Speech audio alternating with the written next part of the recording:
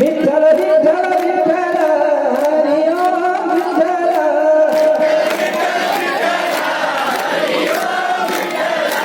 पंढरीच्या पांडुरंगा हरी ओम विठ्ठल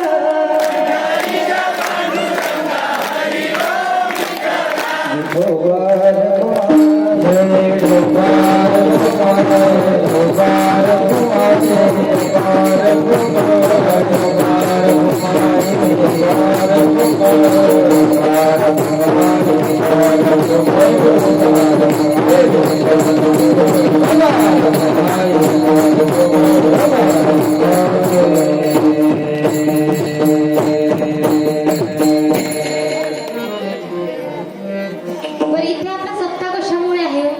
कशामुळे सुरू आहे? तर तुकाराम बीज उत्सव आणि छत्रपती शिवाजी महाराज जयंती निमित्त, बरोबर? हो का? आता आवाज आता घरी जायचंय ना, म्हणून आवाज निघतोय, बरोबर? हो ना? आता 15 मिनिटात तर घरी जायचंय, म्हणून सगळ्यांचा आवाज निघतोय. आता त्यात तुम्ही दोघी तिघी म्हणणार आहे, आपण बाकीच्यांना तर झोप येते ना, त्यांना बाकीच्यांना कामाला जायचंय म्हणून सकाळी उठून तर कामाला जावं लागतंय, हो ना? कोण कोण कामाला जातो?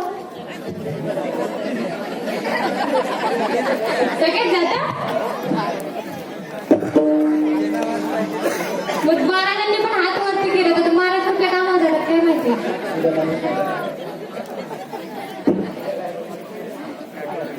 विठ्ठल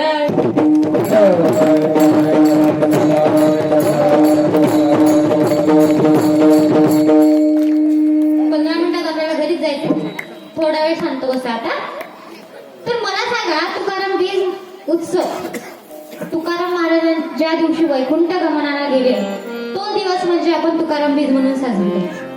आता याची सविस्तर माहिती किंवा यावरचं सविस्तर चिंतन आणि छत्रपती शिवाजी महाराज यांच्यावरचं सुद्धा, त्यांच्या चरित्रावर यांचं सुद्धा चिंतन तुम्हाला 5 तारखेला बरोबर ऐकायला मिळेल, बरोबर ना? कारण तुकाराम बीजाच्या दिवशी शिवचरित्रकार हरिभक्त पाटील किशोर महाराज ठाकरे यांचं कीर्तन आणि ते शिवचरित्रकार आहे, त्याच्यामुळे तुम्हाला शिवाजी महाराजांची माहिती संपूर्ण मिळवते, बरोबर ना? मागच्या वर्षी ऐकले का? झालं आपल्या गावाला, झालंय का त्यांचं? कोण कोण होता ऐकायला? आणखी 1-2च हो म्हणतात, त्यांच्याकडून ऐकायला मिळून जाईल. पण थोडक्यात सांगते, तर ज्या दिवशी तुकाराम महाराज गरुडावर बसून वैकुंठ गमनाला गेले ना, तो दिवस म्हणजे तुकाराम बीज म्हणून साजरी केली जाते. आणि आज आपण ज्यांना महाराज व संत दोन्ही म्हणून ओळखतो ते म्हणजे आपले छत्रपती शिवाजी महाराज. ते महाराज होते, एक महाराज होते आणि तरी सुद्धा ते रोज म्हणजे तिथे कुठे तुकाराम महाराजांचं कीर्तन असेल ना, तर ते तिथे ऐकायला जायचे. आणि त्यांनी कधीच रस्त्याने जाणाऱ्या किंवा दुसऱ्यांच्या आई बहिणींना कधीच वाकड्या नजरेने बघितलं. आता काही आता आपल्या गावात तर 3 वर्ष, आता हे 3रं वर्ष आपल्या सप्त्याचं, तर 3 वर्ष झाले आपण सप्ताह करून आपली शिवजयंती साजरी करतो. आता आजकालचे तरुण मंडळी खूप दाढी मिशी वाढवतात, कपाळी चंद्रकोर लावतात ना. आपल्या गावातले दिसत नाही जास्त, पण लावत असते. तर दाढी मिशी वाढवतात, कपाळी चंद्रकोर लावतात आणि शिवजयंतीचा असा खूप थाटात कार्यक्रम करतात. कसा करतात? आता आपल्या गावात सप्ताह असतो, बाकीकडे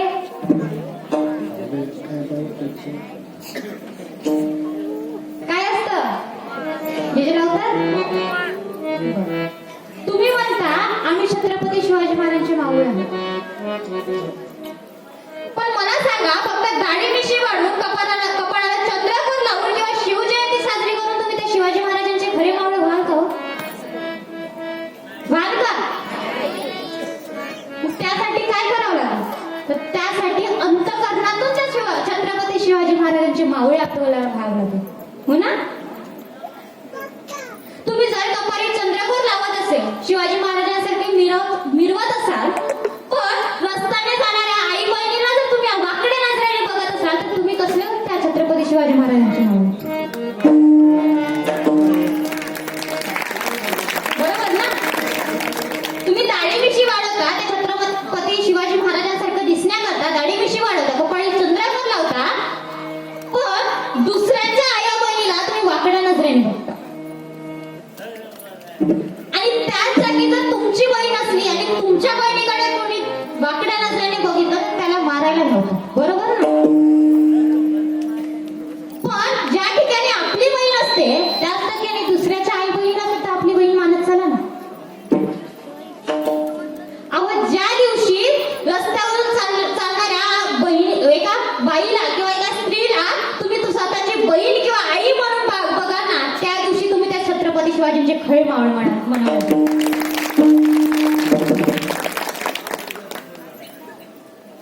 नुसती कपाळाला चंद्रकोर लावून काहीच होत नाही. अंतःकरणातून वाटलं पाहिजे. मला सांगा, छत्रपती शिवाजी महाराजांनी कधीतरी त्यांच्या स्वराज्यातील किंवा त्यांच्या राज्यातील एका तरी स्त्रीकडे वाकड्या नजरेने बघितलं होतं का? अहो, मुसलमानाची सून ते छत्रपती शिवाजी महाराजांच्या राज्यात आणले गेली, पण तिला सुद्धा आई म्हणून त्या छत्रपती शिवाजी महाराजांनी हाक मारली. तिला त्या राज्यात आणलं गेलं, त्या स्वराज्यात आणलं गेलं, पण ती भीत होती की आता हे छत्रपती शिवाजी महाराज माझ्यासोबत काही करतील की काय, कारण ती तर मुसलमानाची होती. पण ज्या वेळेस त्या छत्रपती शिवाजी महाराजांनी तिला आई म्हणून हाक मारली ना, तेव्हा तिला कुठेतरी आधार मिळाला की नाही, आपण एका सुरक्षित ठिकाणी आहोत. तेव्हा ती छत्रपती शिवाजी महाराजांना म्हणू लागली, राज, मला मस्जिदमध्ये जायचंय. कशाकरिता? राजांनी तिला विचारलं, तेव्हा तिने सांगितलं, राज, मला तुमच्यासाठी प्रार्थना करायची. अहो, दुसऱ्याच्या बायका बहिणींना स्वतःची आई बहीण म्हणून जो वागवतोय किंवा त्यांच्याकडे स्वतःची आई बहीण म्हणून बघतोय ना, त्या राजाला खूप आयुष्य मिळेल किंवा तुमचं चांगलं होऊ दे म्हणून मी मला प्रार्थना करायची.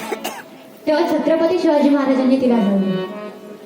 पण मला सांगा, आता आपण आता जात बघत नाही, पात बघत नाही, काहीच नाही. बघता का? काही करताना बघता? आता पळून जातात कोणी कोणी. बघतात का जात पात? बघतात का हो? नाही बघत? बर, मला वाटतं बघत असाल. नाही बघत ना? पण छत्रपती शिवाजी महाराज तसे नव्हते. ती स्त्री कुठल्याही जातीची असो, तिला बहीण म्हणून किंवा आई म्हणूनच तिच्याकडे बघायची. कधीच वाकड्या नजरेने तिला बघितलं नाही. आणि वयाच्या 16व्या वर्षी 14व्या वर्षी त्यांनी स्वराज्य स्थापन केलं. आणि माऊली ज्ञानेश्वरांनी 16व्या वर्षी ज्ञानेश्वरी दिली आणि 16व्या वर्षी माऊली ज्ञानेश्वर महाराज हे संपूर्ण जगाची माऊली झाली. पण आताच्या काळात आपली 16 वर्षाची असणारी मुलं काय करतात घरी बसून? काय करतात? मोबाईल बघतात. अहो, दुबईमध्ये ना आता पसायदान हे प्रेक्षणीय स्थळ, टुरिस्ट प्लेस म्हणून दुबईमध्ये पसायदान हे क्षेत्र आहे किंवा ते स्थळ टुरिस्ट प्लेस म्हणून ओळखले जाते. पण आज आपल्यातील काही मुलांचं पसायदान पाठ सुद्धा नाही. ही आपली आजची शोभांतिका. दुबईमध्ये जर पसायदान हे क्षेत्र एक प्रेक्षणीय स्थळ किंवा टुरिस्ट प्लेस म्हणून ओळखलं जातं, आपलं काय? आपल्याला साधा पसायदान पाठ सुद्धा नाही. येते का कोणाला? आठवते का? जर कोणी पुढून म्हणत असेल तर मागून आठवलं तर आठवलं. बरोबर ना? हरिपाठाला मुलं येतात ना, त्यांचं सुद्धा पाठ नाही. आता तर मुलांनी येणंच सोडलं. 4 दिवस येतात, परत सोडून देतात. पण त्यांचंच म्हणून नाही सांगत, असे खूप मुलं आहेत ज्यांना पसायदान पाठ नाही. ही आज आपली शोभा. अहो, ज्या 16व्या वर्षी 14व्या वर्षी महाराजांनी स्वराज्य स्थापन केलं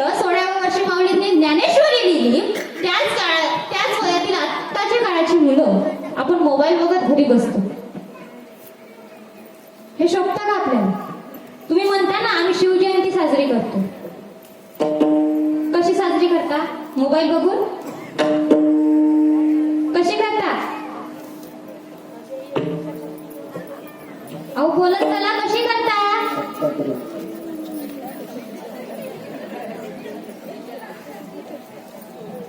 बर, आता 16 वर्षाची मुलं कोण करायचं इथं? मुलं मुली दोन्ही असतात. काय करता घरी? अभ्यास करता? काय करता? अभ्यास करता का? मोबाईल बघता?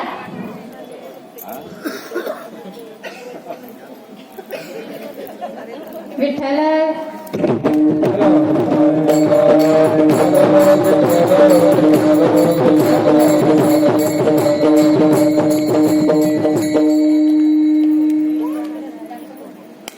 हो, ज्यांनी आपल्याला एवढं साधं सोपं ज्ञान दिलं. जी संस्कृत मधली भगवद्गीता जी होती ती लोकांना वाचायला मिळणार नाही किंवा वाचायला वेळ मिळणार नाही किंवा ती संस्कृत मध्ये म्हणून लोकांना वाचता येणार नाही. आपल्या सर्वसामान्यांना वाचता येणार नाही म्हणून त्याचं रूपांतर प्राकृत भाषेत केलं, ते म्हणजे ज्ञानेश्वरी. आणि तेही लोकांना कळणार नाही म्हणून त्याचंच रूपांतर आपण सर्वसामान्यांसाठी एका सोप्या याच्यात केलं, तो म्हणजे हरिपाठ. माऊलींनी आपल्यासाठी, आपल्या सर्वसामान्यांसाठी हरिपाठ ही म्हणजे गीतेचं वाचल्यानंतर ज्ञानेश्वरीत केलं आणि त्याचंही रूपांतर माऊलींनी अगदी 28 ते 29 अभंगांमध्ये केलं, ते म्हणजे हरिपाठ. पण आपण तो कधीच वाचत नाही. वाचता का? बरं, आता सप्ताह चालू आहे आपल्या गावचा. हरिपाठाला येतं का कोणी? कोण येतं? फक्त एवढेच एरियातल्या बाया येतात बहुतेक, हो ना? तिकडच्या येतात, हो ना? म्हणजे फक्त जुन्या वस्तीतलं, तिकडच्या नाही आहेत, बरोबर ना? आहे का इकडं बसून? पण मला दिसल्याच नाही. आज आल्या होत्या का? नाही.